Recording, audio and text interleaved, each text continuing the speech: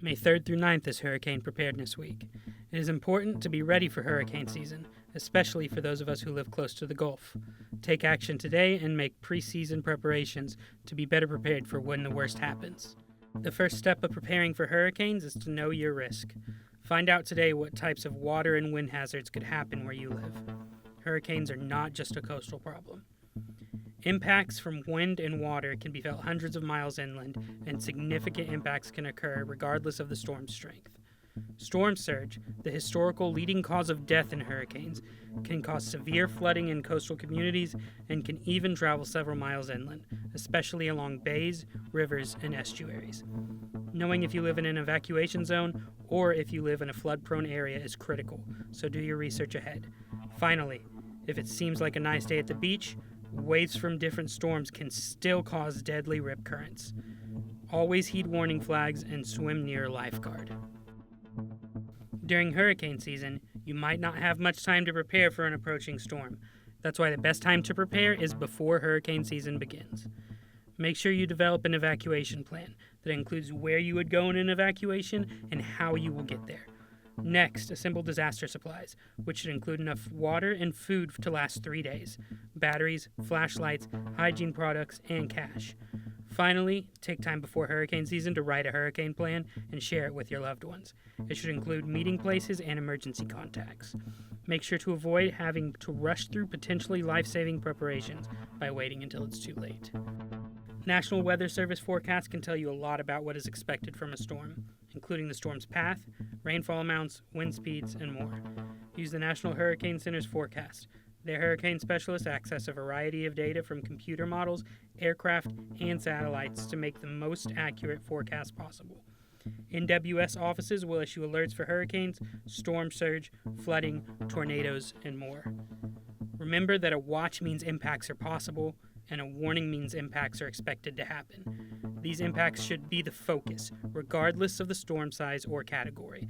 All hurricanes and tropical storms can bring life-threatening storm surge, inland flooding, and damaging winds. Impact can be felt far from the storm's center, so do not underestimate any storm. When a storm threatens, it is time to take immediate action.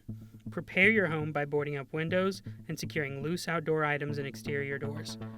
Make sure all electric equipment is unplugged if you are evacuating.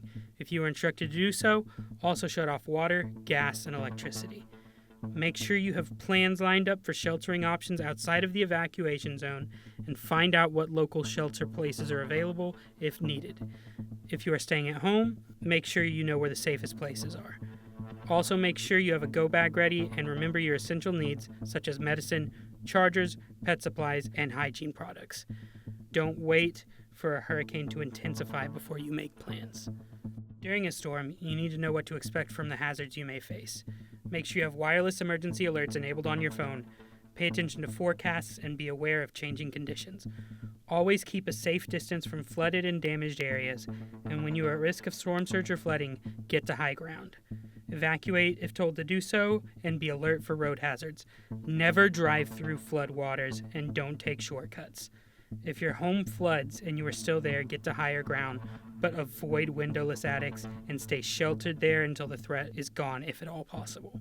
Make sure to use caution, even after the storm. Nearly half of hurricane-related fatalities occur after the storms. Even when skies turn blue and conditions improve, danger remains. If you evacuated, check with local officials to make sure it's safe to return. Flooded roadways, downed power lines, and debris can take days to clear. Always follow operating instructions for portable generators and keep them at least 20 feet from your home. Be cautious of flood waters. Chemicals, debris, and wildlife can be in these waters and pose serious danger.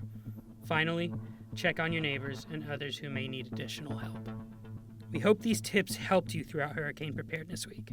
The final topic is take action today. Using all that you've learned, we hope you prepare for hurricane season. That way you can be prepared and not have to get prepared. Take action today and be ready for hurricane season.